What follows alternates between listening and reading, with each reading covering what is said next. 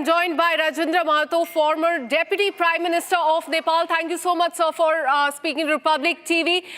किस तरह देखते हैं, अभी काफी अप्रोर है वहां पे, लोग डिमांड कर रहे हैं कि 26 ऐप्स जो बैन की थी उसको वापस रोल बैक हो जाना चाहिए। करप्शन पे भी काफी बड़े एलिगेशन आ रहे हैं, किस तरह देखते हैं आप इस चीज को?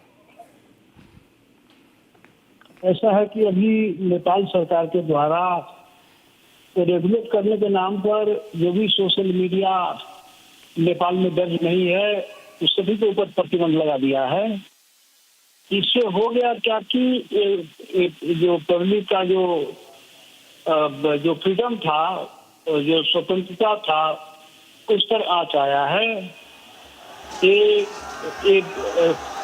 कोई वैकल्पिक व्यवस्था किए बिना इस प्रकार का एक ही बार जो प्रतिबंध जो लगा है, इससे जनता आक्रोशित है, इससे युवा पीढ़ी आक्रोशित है, इससे आम लोग आक्रोशित है और इस बात का व्यापक विरोध हो रहा है नेपाल में। नेपाल में अन्य जो अराजक या जो भ्रष्टाचार या अनियमितता या लोगों में विभिन्न प्रकार की जो कठिनाई है, उससे लोगों में फ्रस्ट्रेशन है, आक्रोश है यहाँ नेपाल में। तो नेपाल में यही इसका रिएक्शन अभी युवाओं के द्वारा आज जैन जी एक युवा विद्यार्थियों का जो जमात है वो देश के विभिन्न भागों में प्रदर्शन किया है। काठमांडू में व्यापक प्रदर्शन हुआ है और देश के अन्य शहरों में भी व्यापक प्रदर्शन चल रहा है अभी। और इस प्रदर्शन में जो शांतिपूर्ण प्रदर्शन था उसके ऊपर गोली प्रहार हुआ है। एक आंदोलनकारी का शहादत हुआ है, सैकड़ों लोग घायल है और अब ये आंदोलन अभी पूरे देश में चल रहा है। ये युवा विद्यार्थी के द्वारा ये प्रदर्शन विरोध प्रदर्शन कार्यक्रम चल रहा है। ये सरकार का नालायकीपन है, सरकार का निरंकुशता है, सरकार का पब्लिक जनता के प्रति दीवारीकरण का जो व्यवहार है, इसके विरोध में एक सारा एक प्रदर्शन हो रहा है। एब्सोल्युटली सर, और काफी आक्रोश देखने को मिल रहा है। आपका कहना है कि बैन हटना चाहिए, पर जो प्राइम मिनिस्टर है उनकी तरफ से एक स्टेटमेंट आया है कि बैन इसलिए लगाया गया क्योंकि सारी जो सोशल मीडिया प्लेटफॉर्म है इनको गवर्नमेंट ने बोला कि कंप्लाई करिए, लॉ से अकाउंटेबिलिटी दिखाइए नेपाल में, पर उन्होंने कंप्लाई नहीं किया कि वो कॉन्स्टिट्यूशन नहीं जानते हैं नेपाल का। इस स्टेटमेंट पे प्राइम मिनिस्टर की आप क्या कहेंगे? ऐसा है, ये बात ठीक है, सरकार रेगुलेट करने का प्रयास करती है, लेकिन उतना दूसरी बात कहीं सत्य है कि यदि आप प्रतिबंध लगाते हैं तो अल्टरनेट व्यवस्था क्या आपके पास में है? स्कूल के लिए उसका विकल्प क्या है? आपको विकल्प भी देना पड़ेगा, एक ही दरवाजा बंद करके नहीं होगा। इसलिए वैकल्पिक कोई व्यवस्था किए बिना एक ही बार हम अपनी ताकत को दिखाना, शासकीय अपना जो चरित्र है उसको दिखाना, ये गलत है। ये पीपुल ने इसको गलत माना है और ये गलत हुआ है।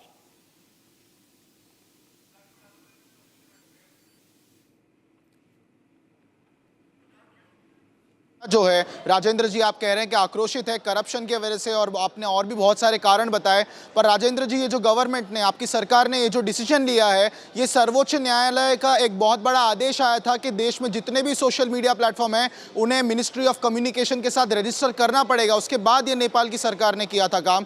तो क्या ये आज का जो प्रोटेस्ट हो रहा है ये कहीं ना कहीं सरकार नहीं, पर क्या सर्वोच्च न्यायालय का अपमान नहीं हो रहा है? राजेंद्र जी, इस पर आप क्या कहेंगे? क्योंकि ये नेपाल की डेमोक्रेटिक प्रोसेस पर एक प्रश्न उठा रहा है। आज पार्लियामेंट के अंदर हम देख रहे हैं किस प्रकार के विजुअल्स हैं, और उसके बाद में सुप्रीम कोर्ट के ऑर्डर के बाद जब एक सरकार ने डिसीजन लिया था, और उसके बावजूद जब हम ऐसे आंसू गैस के गोले देख रहे हैं आपके कैपिटल सिटी काठमांडू में, जो अपने पीस और ट्रैंक्विलिटी के लिए जानी जाती है, क्या आप इसका समर्थन करते हैं, इस हिंसा का?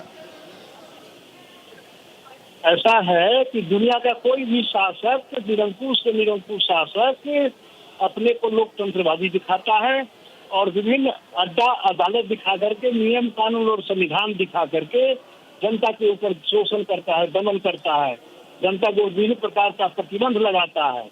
इसलिए राज्य तो अपना ये जो जो इसका जो औजार है उसका प्रयोग तो करते राजेंद्र रहेंगे। जी, सुप्रीम कोर्ट के जनता निर्देश के विरुद्ध में- अनुसार क्या जनता सोशल के मीडिया विरुद्ध प्लेटफॉर्म में- मेटा और ट्विटर को नहीं रजिस्टर करना चाहिए गवर्नमेंट के साथ? क्या आप ये इसका समर्थन कर रहे हैं फिर? अब बिल्कुल बिना विकल्प लाए हुए राज्य को ऐसा नहीं करना चाहिए, वैकल्पिक व्यवस्था करना तो चाहिए आपके ना। हिसाब से क्या विकल्प होना चाहिए? क्योंकि मीडिया साइबर का जो क्राइम का व्यापक दावा रूप से देते प्रयोग हुए हो रहा है, सुप्रीम कोर्ट, आपके सर्वोच्च न्यायालय ने, देखिए उनके तो कोई राजनीतिक स्टैंडिंग नहीं है, और सर्वोच्च अरे न्यायालय जब सर्वोच्च न्यायालय क्या होता है? सर्वोच्च न्यायालय ने कहा है, सर्वोच्च न्यायालय का हजारों फैसला ऐसे ही पड़ा हुआ है राज्य में, उसको तुरंत किस समय कैसे लागू करना है वो तो राज्य का भी काम है ना। राजेंद्र जी, आप उप प्रधानमंत्री रह चुके हैं नेपाल के, और आपका हर एक शब्द जो है देश और दुनिया के हर एक व्यक्ति बड़े गंभीरता से सुन रहे हैं इस समय। तो जब आप कहते हैं कि सर्वोच्च न्यायालय का क्या है, और जब आप कहते हैं कि सरकार को विचार करना चाहिए था, तो इन शब्दों का बहुत बड़ा मतलब निकलता है। इसलिए मैं फिर एक बार आपको पूछना चाहूंगा कि सरकार ने जो ये बैन लागू किया है, सरकार का कहना है जी, ऐसा है, सर्वोच्च अदालत यदि जनता के अधिकार पर किसी हनन करने वाला यदि किसी प्रकार का फैसला करता है तो उसको वैकेट कराने का काम भी तो सरकार का है। क्या है अदालत? अदालत कोई निर्णय कर दिया तो निर्णय लौटता भी तो नहीं, सभी निर्णय सही होता है क्या अदालत का? आज एक निर्णय करता है, वही अदालत उस निर्णय को बदल करता है, उल्टाता है, संशोधन सुधार करता है, क्या होता है? इसलिए अदालत का निर्णय हो गया और जनता के हित बिक्री अधिकार के बिक्री यदि किया है तो उसको वैकेट कराने का काम सरकार का है, राज्य का है, करना चाहिए था। इसलिए एक गलत हुआ, ये बिल्कुल गलत हुआ है, बिना विकल्प का, बिना उसका कोई अल्टरनेटिव है कि वो इस प्रकार से एक ही बार इस प्रकार का प्रतिबंध नहीं लगना चाहिए। क्या विकल्प ये है जो अभी हम है। जो तस्वीरें हम काठमांडू से अभी देख रहे हैं, राजेंद्र जी, क्या आप मानते हैं कि विकल्प ये है? क्या इसका भी कोई विकल्प नहीं हो सकता? सरकार के प्रतिशत, आपके सरकार के प्रति जो प्रदर्शन करने का भी कोई विकल्प नहीं हो सकता?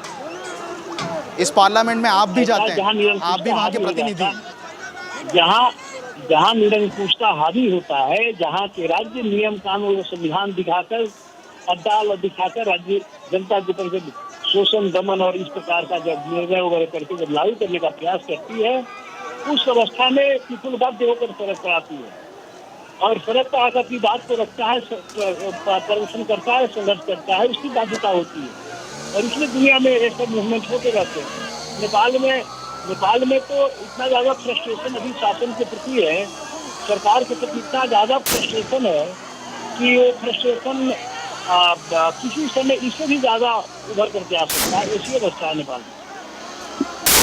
अभी हम देख रहे हैं कि काफी हिंसा बढ़ती ही जा रही है, काफी लोगों को चोट लगी है, टीयर गैस शेल फेंके जा रहे हैं, पार्लियामेंट के अंदर घुसने की कोशिश की जा रही है। इस पॉइंट पे आपकी क्या कुछ डिमांड रहेगी गवर्नमेंट से? नहीं, वो तो स्वाभाविक है। जब प्रदर्शन हुआ तो प्रदर्शनकारी पार्लियामेंट वहां भी जाकर प्रदर्शन किया है, गोली चली है, एक शहादत हुआ है, सैकड़ों लोग घायल हुए हैं, टीयर गैस चला है, गोली चली है, लाठी चली है। वो लोग तो लाठी और बंदूक लेकर गया नहीं था, विद्यार्थी युवा खाली हाथ गया था, प्रदर्शन का विवाद को रखने गया था, प्रदर्शन कर रहा था।